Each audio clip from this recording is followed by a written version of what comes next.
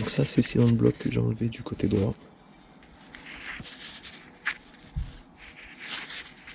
Voilà à quoi il ressemblait. Et du coup, là je vais vous montrer en vidéo pour le côté gauche. Donc moi j'ai rajouté un bloc Powerfit.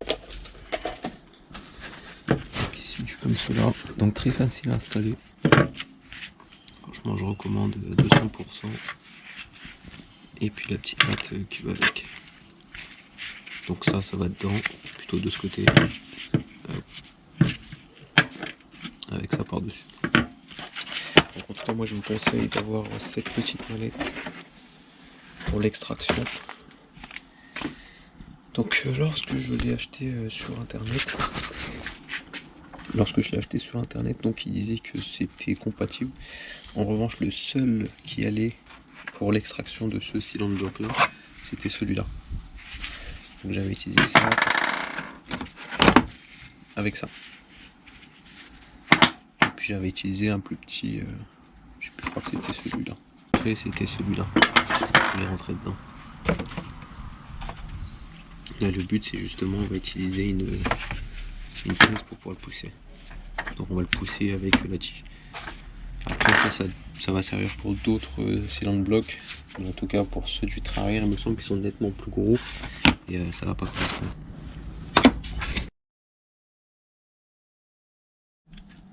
Donc là avec ma chance, l'écrou anti-vol il a foiré. Heureusement j'en avais un deuxième. On va la lever jusqu'à que la roue soit ne touche plus le sol.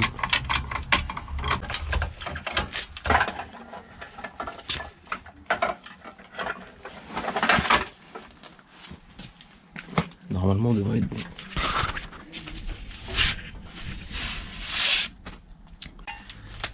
Ensuite je vais mettre des petites chandelles pour sécuriser tout ça. L'ensemble sécurisé. Je l'ai bien levé. Donc maintenant j'ai juste à desserrer rapidement. Une fois que vous allez retirer vos dros, donc vous allez être comme ça. À savoir que ça va être ces deux petites vis là qu'il va falloir retirer. Avant ça, il va falloir déclipser. Donc ici, pour éviter que ça tire sur le câble ABS. Donc je vais les déclipser et je vous reprends juste après.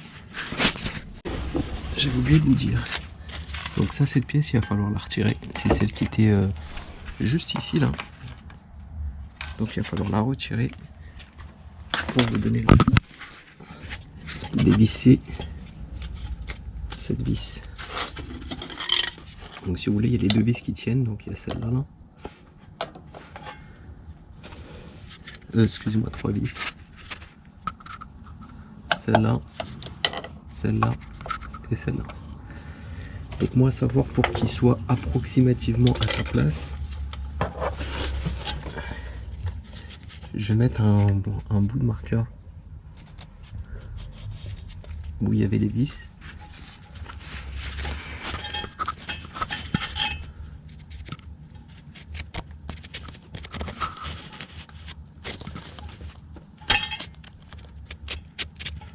Pour que je puisse les mettre à leur place.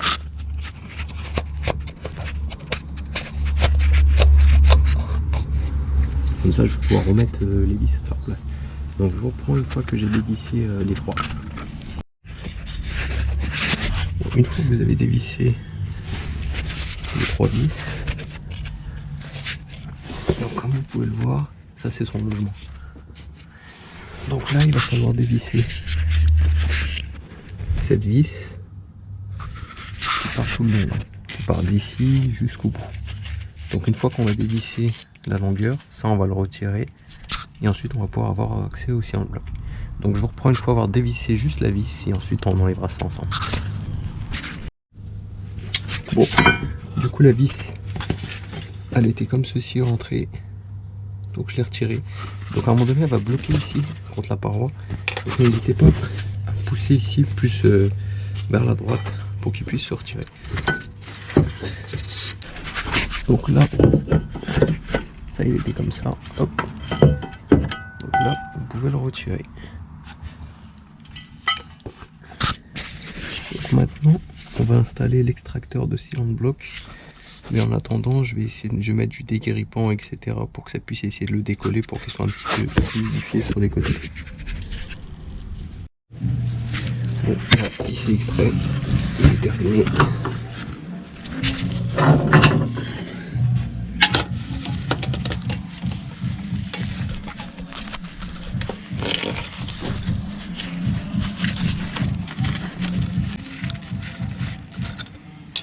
Hop. Donc voilà l'état du sealant bloc. Donc voilà notre très cher ami sealant bloc. Donc il était bien temps de le changer, comme vous pouvez le voir. Ici, explosé.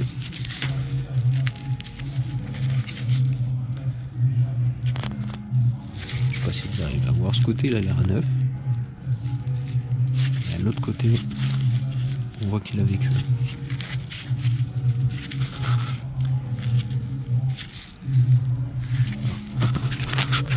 Bon, comme je l'ai indiqué, on va essayer de nettoyer, ou plutôt on va nettoyer tout ça, tous les résidus qui restent. Je vais prendre du papier à poncer un peu gros sur le départ, avec un gros grain, et après du fin. Donc je reprends une fois que j'ai poncé tout ça. Bon, du coup c'est tout propre, j'ai tout bien nettoyé. Donc maintenant on va installer ici dans le bloc.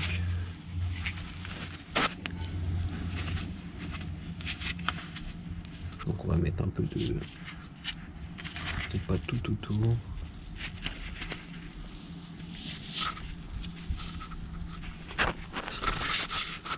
Vous en mettez bien tout autour. Donc il vous en donne, hein, c'est fourni avec.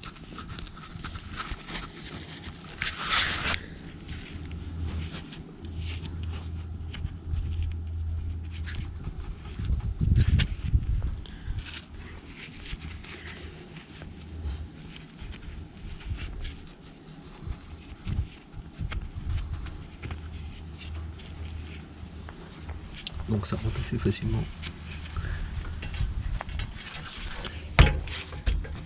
Hop, vous voyez, ça rentre direct. Donc inutile de forcer, donc c'était bien nettoyé, donc ça rentre impeccable. Donc on fait pareil pour le deuxième. J'en mets tout autour, ensuite je vais en mettre à l'intérieur.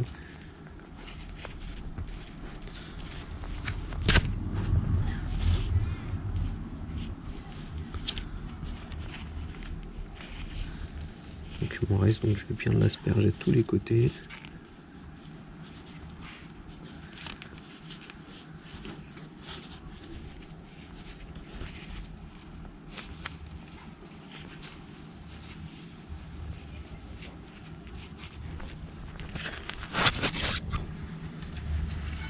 On fait la même chose pour ce côté.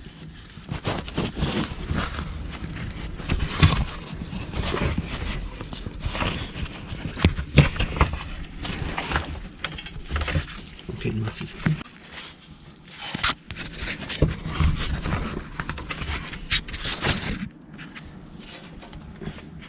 Donc je vous reprends, je vais bien les pousser à la main. Donc je vais vous caler, je sais pas si... Donc pareil là pour la vidéo, hop, vous appuyez.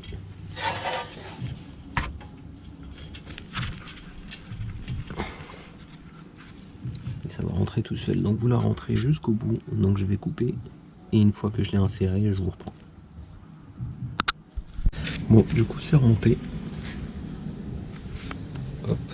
Donc c'est le même côté pour les deux. Bon. Une fois que c'est fait, on a bien poussé les deux sealant blocs et on a inséré la tige en métal. Donc on remet ça. Donc on le nettoie bien avant, bien entendu.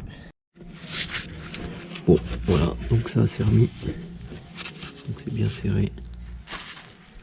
Maintenant, il va falloir faire remonter ça. Je vous conseille de mettre un cric au-dessus, en dessous, à ce niveau-là pour soulever, afin de nous aider. Et ensuite on rentre du coup les 3 vis au-dessus. Donc on a mis des repères juste avant. On va essayer de caler les vis au mieux. Mais dans tous les cas, il y aura un parallélisme à faire étant donné que je souhaite changer cette barre. Je je compte la changer pour mettre une barre renforcée. Bon, bah du coup, c'est remonté. On a vissé toutes les vis sont bien. Donc les deux ici. Plus celle-là. On a reclipsé tous les... Donc là, le câble ABS a été reclipsé entièrement. Les deux vis, celle-là et celle-là, plus celle-là serrée. Donc maintenant, remontage de la roue. À savoir que je vais pas mettre la roue que j'avais avant. Je vais plutôt mettre celle-là. Parce que j'avais plus de pneus en stock. Donc il me reste que celle-là, les pneus sont en assez bon état. Contrairement à l'autre.